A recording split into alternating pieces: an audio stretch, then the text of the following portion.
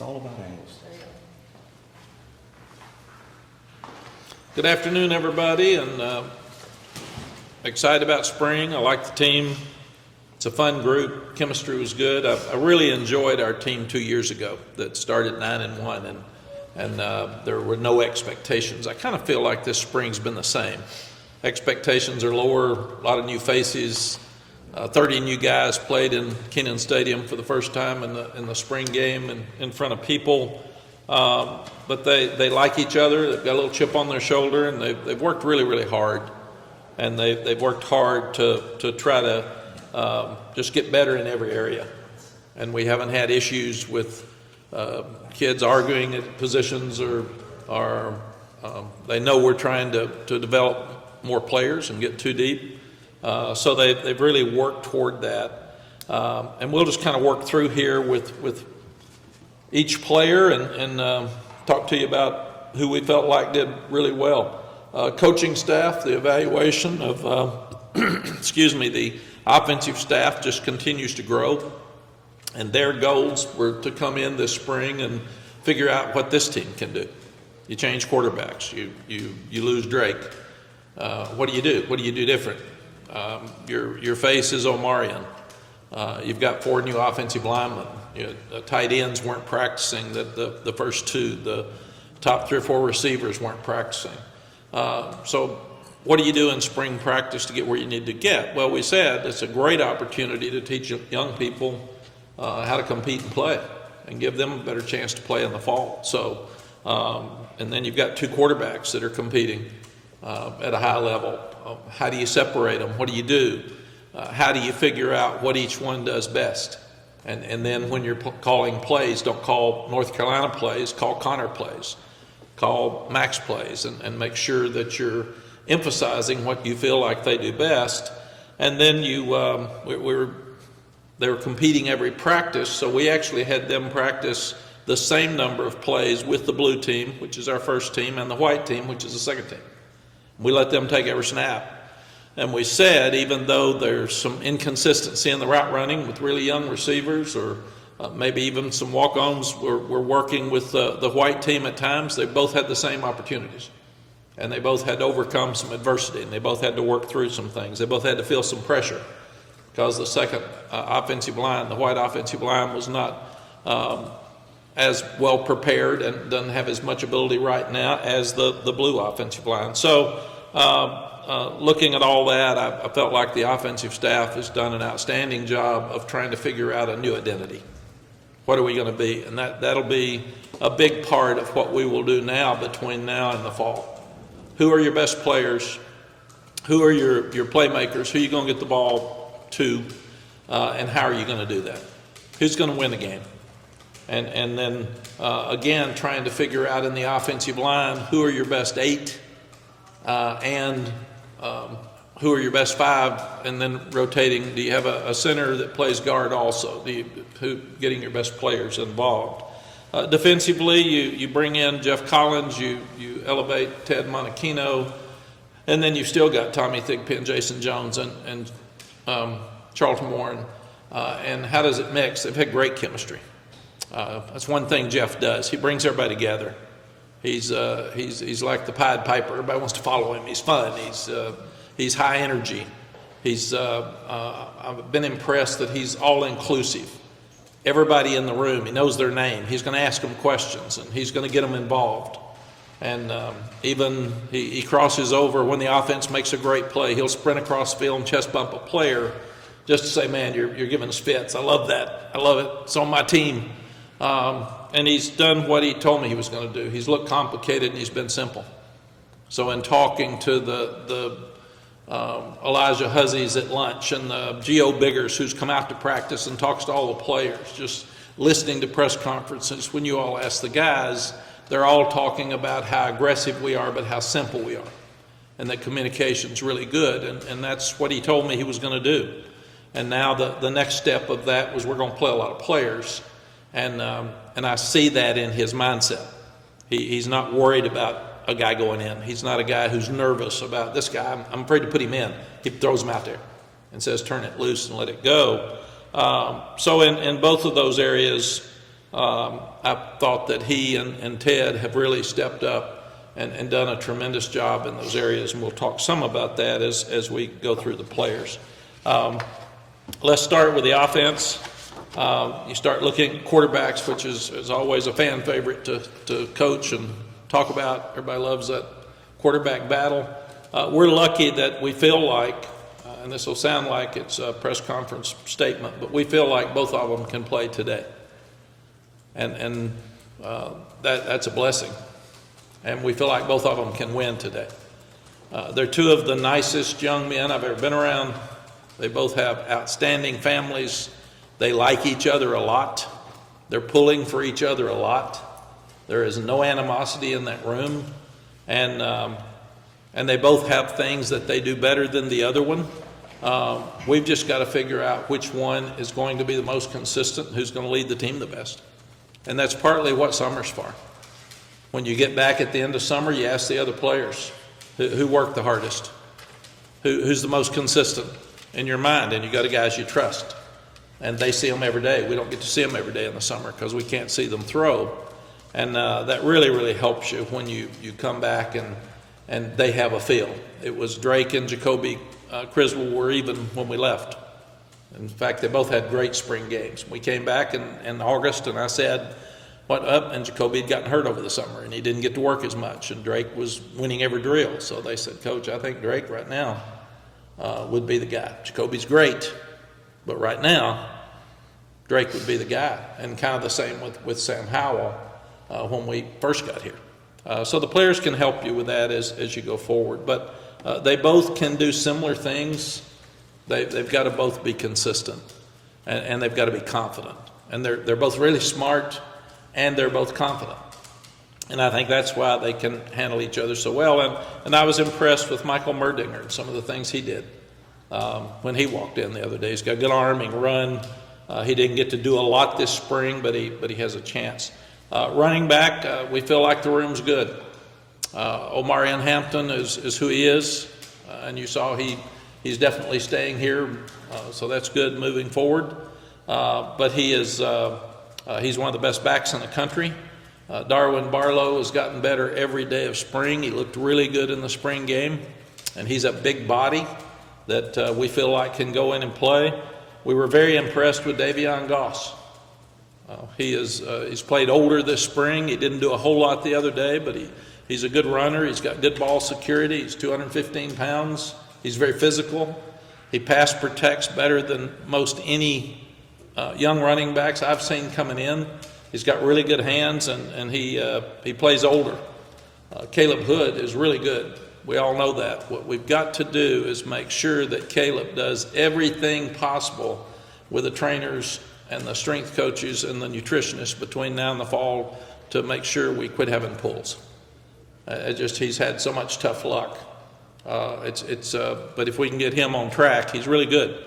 And he's very talented. And we've been impressed with Major Bird. We moved him over, and he's a young guy that can catch and run. He's got good vision.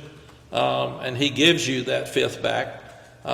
So we're not as aggressive in the transfer portal right now at running back as we were before he moved over, because you got five backs. You got a chance to be good. So we're in better shape there. We know J.J. Jones, but Jordan Shipp, Vari Green, and Alex Taylor really stepped up as freshmen, and they got a lot of work. Lonnie Galloway's got a strong room too. These guys have done an amazing job of recruiting in each area. Nate McCullum is playing like the guy that we saw at the Minnesota game last year. He's played at a very high level. He's got his confidence and his quickness and his speed back. He's had a tremendous spring. And then you start looking at the guys that are out. Kobe Pesar will be back. Gavin Blackwell will be back. Christian Hamilton did some good things this spring. Chris Culliver and Paul Billups did the same. They look like superstars at times. And Chris didn't get to play Saturday, but he's got speed like Tez Walker, and he's tall. He's got length. And Paul Billups has had an outstanding spring. So there are a lot of wide receivers there that all can play. We got to figure out what six are going to get most of the reps. And again, we need to start playing too deep with our receivers. Every starting wide receiver for Lonnie Galloway since he's been here is in the NFL. And that's pretty powerful. So, and most of the running backs that have started here in the NFL. So it's a great message to the recruits as they come in.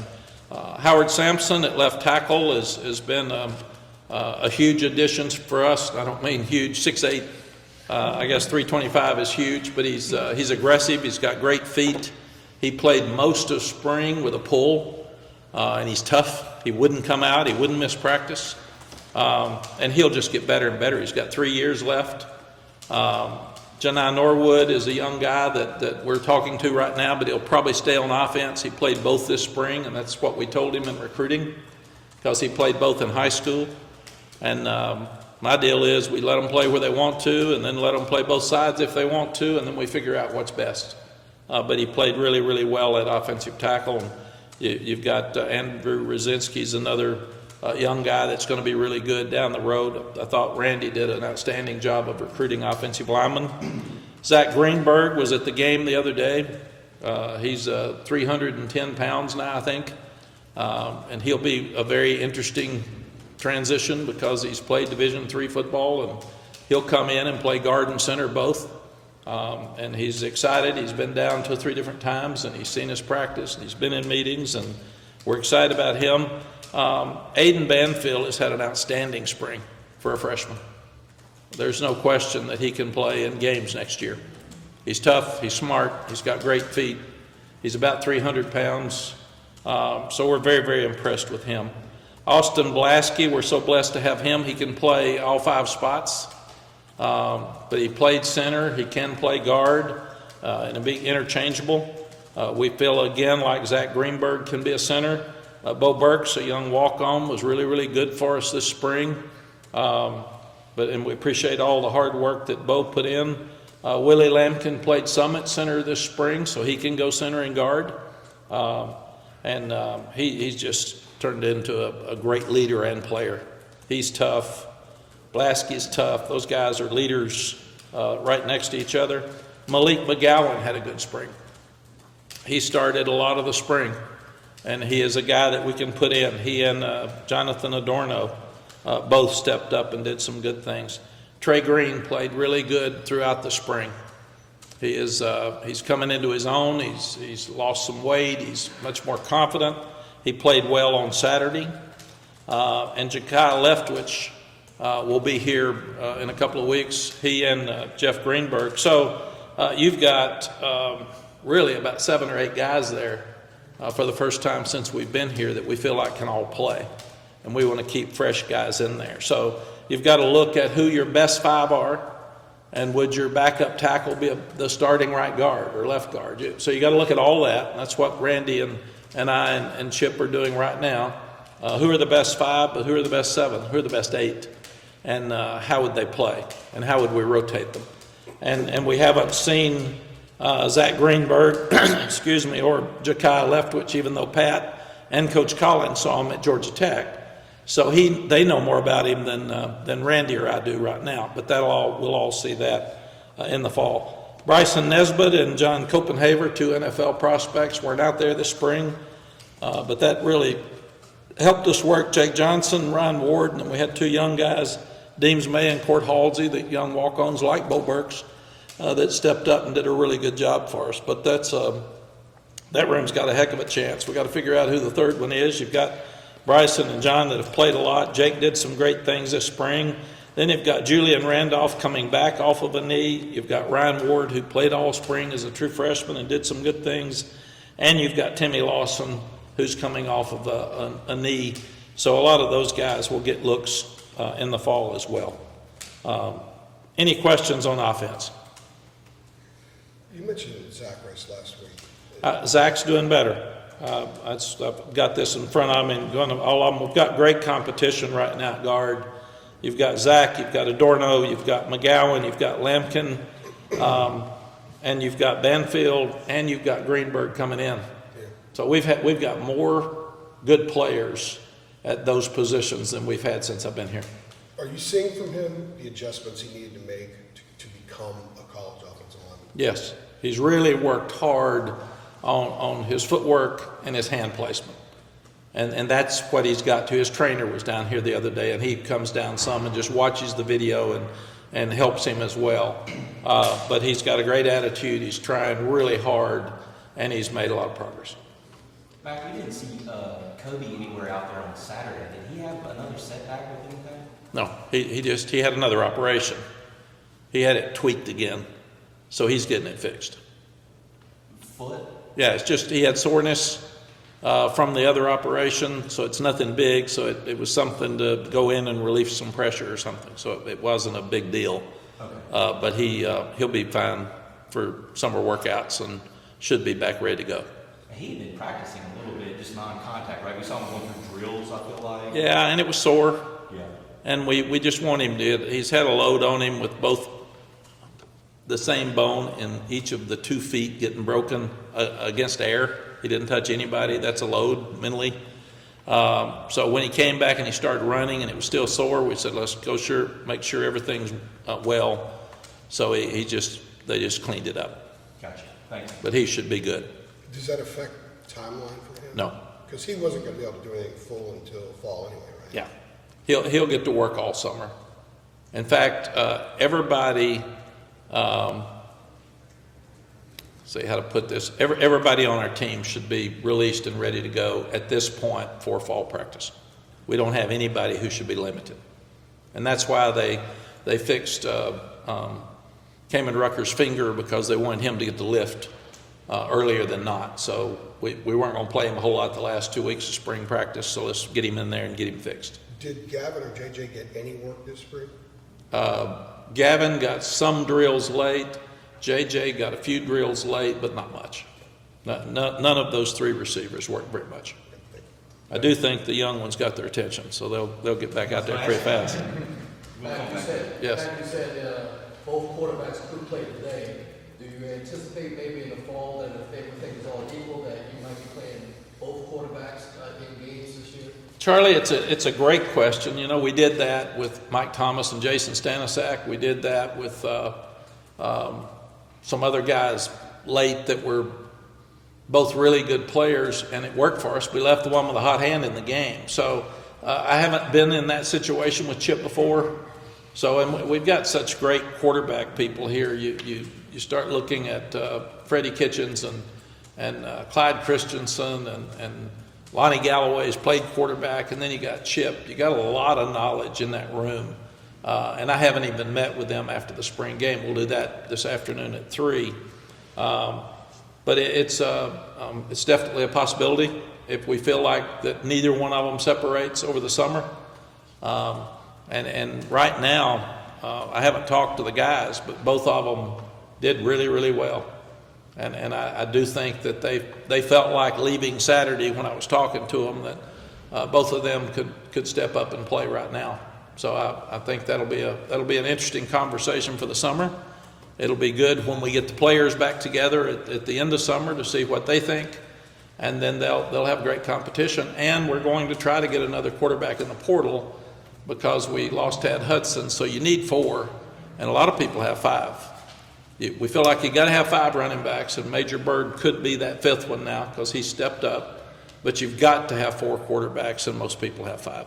So we will look for a quarterback, even though we feel like these 2 are in a good position to move forward. Mack, I know it doesn't benefit you to say someone's name right now on April, whatever the date is. But for you personally, when you guys got done with your spring game and you're sort of sorting it all out in your head, do you have in your mind who you think is ahead in the quarterback competition? Just for you personally? Yeah, again, Adam, it's a great question. I go back and forth. It's really interesting that, and just being totally honest, I go, one day I'll walk off and say, God, he was great. The other one struggled a little bit. And then the next day I'll say, that one had confidence. He had a hot hand, but I don't know. So that's the good and the bad of it. We just need to get one of us more consistent. You look at it, they were both throwing with new tight ends. They were both throwing with new wide receivers. And the offense changed for Connor some, but it's a whole new offense for Max as you look at him too. So I honestly have walked, and I'd say to Clyde sometime, what do you think? He'd say, I don't know. I thought this one was better today, and I thought the other one was better coming into today. So that's what we've got.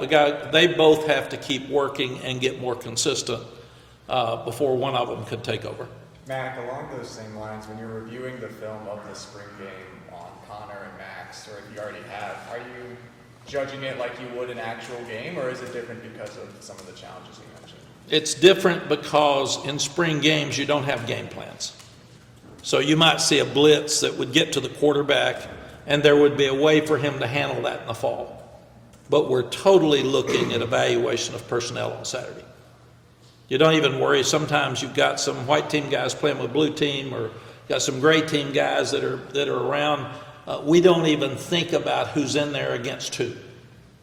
We try to look at the number of plays. We wanted to get the players that we're really evaluating. And we told the guys, we didn't even care about score. I don't even know what it was because we didn't even keep it. We had a number of plays. We didn't have a scoreboard to tell us how long we were going to be out there. And I think it was like 73 plays or something when you add the kicking opportunities to it. But no, the thing that we want to do is see how they handle pressure. We didn't even check. You know, there might be a few simple checks. Jeff did very little on defense. I'm sure there were some people there watching that we'd rather not be there. But it was totally about evaluation of personnel on Saturday. Last week, You talked earlier just in your statement about the difference in calling Connor plays versus Max plays. Can you just break that down a little bit for us? Yes, there's certain throws that some of the players like better than others when they're at quarterback. We went to Vince Young when we got to Texas, and he was a young guy, and he was a freshman, and he was struggling some, and I said, give me the 5 passes that you like the best. And those are the ones he's going to complete more often. And then you grow from that. Give me the 5 runs that you like the best, or movements. As a quarterback, we're going to move the quarterback some. What do you like the best? Do you lefty like better to his left? Does Connor like it better to his right? And Max would say, I'm good either way. I've got to turn my shoulders. But it's totally trying to get them confident enough that we're in their head and we know what they want on 4th down and 4. And like sometimes we'd even ask Drake, we'd get down to 4th and 3 and say, here's 2 calls, which one you want? And he might even say, I'd rather have this one, which was a 3rd one. And you want to go with what he wants, what he feels like is going to be there. And that's what we're doing with each of these guys right now. Chip's really, he's settled, he's calm, he can talk to him, he's not a yeller, he's not a screamer, but he can figure that out. And I think both quarterbacks started playing better when we let them have more input into their package. And that was something I felt after halfway through the spring. They're working with the white team some. That's pressure. They're working in a different offense some. Let's see what they like. And also it's telling when they tell you what they like. Because you're saying, I hadn't thought about that. But and then they'll say, why do you like that? And he goes with it. So, but they're more confident with things that they've completed the most. Yeah. And just without obviously going through that wheelhouse entirely for both players, what would you say differentiates them in respect to the Connor versus the Max play? I wouldn't do that because we don't have time, and I'd need video, and I'd need to show you because there's not a lot of difference. I mean, both of them, they can both. I heard, I think you asked Power that after the scrimmage, and Power said they're both good. They both can run. They both can throw. And he's really right. It sounded like a political answer. I laughed when I heard him answer it. But Connor's faster than Max, but Max can run. And for 6'4", 230, he can move well enough to make some plays with his feet. And they both really have big arms. It gets back to decision making, and it gets back to accuracy with your throws. Those are going to be the things that separate quarterbacks in the end, and leadership. Those 3 things. And a lot of that happens over the summer. And it'll be easier for us to tell when Bryson's back out there and John Copenhaver's back out there and J.J. Jones and Kobe and all those guys are back on the field. It's going to be easier to see, and the freshmen will be more comfortable by then as well. Yeah, I asked Power that, and actually his response was helpful, kind of along those lines. Last week, last week you mentioned it was a little bit open-ended with looking for a quarterback, because it'd be a challenge to get someone to accept a fourth spot, if you will, if they're leaving a fourth spot. How open-ended is it? And if somebody that can be a starter calls and wants to talk, do you guys listen? Yeah, it's very interesting, Andrew, and we've had, it sounds like sometimes when you come in here, we're trying to be politically correct with you all, not say anything. All those are discussions we have. Is it fair to Connor and Max to bring in somebody right now when they've missed spring? How many reps can you give them, because you got to get the other two ready to play? Are you bringing in a guy that might be the starter the next year? You bringing in a guy that might be the starter if somebody gets hurt or midseason, and that limits your choices. It's just like running back. There's not a whole lot of running backs that are excited about coming right now, and I understand that completely. If Adrian Peterson said one time I told him not to come, well, what I did is he asked me, am I a starter when I walk on campus? And I said, Cedric Benson's the starter, and he's really good, and you'll get to work with him. You'll be rotating in and out. He wanted to be the starter. Well, with Omarion, it's kind of the same thing. Everybody knows Omarion, so the first question you get when they come in is, well, what about Omarion? I said, he's really good, and he's going to play, and he's going to get a lot of touches. So same thing with quarterback. How many can you get ready? So that's kind of what we're looking at right now. We need a fourth one. How does it fit? It's got to be the right mix. It's got to be the right fit. It's got to be somebody who understands that the first day you get here, you're not going to be in that mix as a starter. And that's just what you have to tell them. You have to tell them the truth. Matt, I wanted to ask about, the other day, Connor's first two passes were, 65 plus, touchdowns. Was that, I guess, one area you kind of, and it seemed like generally speaking, he took more shots down the field, compared to Max. Is that probably more a product of just him being more familiar with, the offense generally speaking? And also, was that something that you kind of identified as one of his, primary strengths going into this spring? We have talked to both quarterbacks about overthrown balls. We felt like both have overthrown too many balls this spring. And we said it's like a punt. It's a wasted play. Give them a chance. We got really good receivers, so we'd rather you underthrow it than overthrow it. If you overthrow it, we got no chance. If you underthrow it, there may be pass interference. Guys are really talented. They can catch it, but don't. So I was really proud that Connor hit two deep balls. And I guess one of them was kind of a slant, a skinny post, and the other one was deep. And then Max missed one. I think Connor missed one of the deep balls as well. But really, it just depends on the matchup and who's in there. We don't even work on who's going to match up against who in the spring game. So it just happened more than anything else. And the thing that you do, you try to balance plays. So when Connor goes in and has 3 plays and Max has a 14-play drive, then you got to figure out when do you get Connor back out there. And people would say, well, you started Max. Well, no, they flipped coins. And I think Longo used to go rock, paper, scissors to see who got to start. So there's no big answer in who walked out there first. That's just not part of it. But you really have to do a great job of trying to make sure you balance numbers so you give them both fair chances. And you want them to have the same number with the blues and the whites if you can. So when you're making evaluations, you can say your test was the same. You were the same against the same group of people. A bit of a fun question just away from the actual spring game, but we were talking some with Max and Connor about them going out and golfing together. I know Connor specifically mentioned golf simulator at your house that he really enjoys. If you could just speak to that a little bit. Yeah, when we built the house, there were a few things. If you're within a mile of your office, you can take unofficial visits to your house. I think it's a crazy rule, but if you're more than a mile, you can't take them to your house. So Sally cut out all possible houses that were more than a mile away from my office.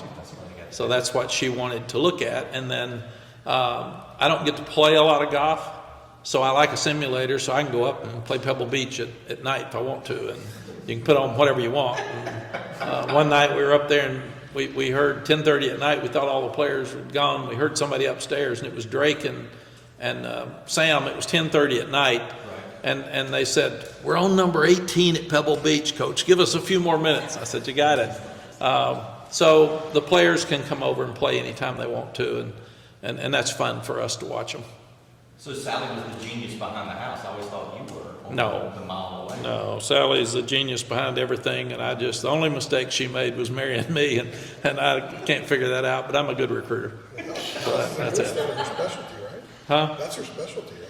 Yeah, she was, Sally got an architectural design degree from Cal Berkeley, actually got a nursing degree and didn't like blood, so that didn't work very well. So she got an architectural design degree and then became a builder and then became a developer here. She's got, I think, 4 neighborhoods in Chapel Hill that she developed. And she's just got an amazing knack of, she's so smart, but she's got an amazing knack of making things work. So she designed this building back 30 years ago with some other architects that were friends of hers, and now she's come in and just redone everything. And she's absolutely incredible at what she does.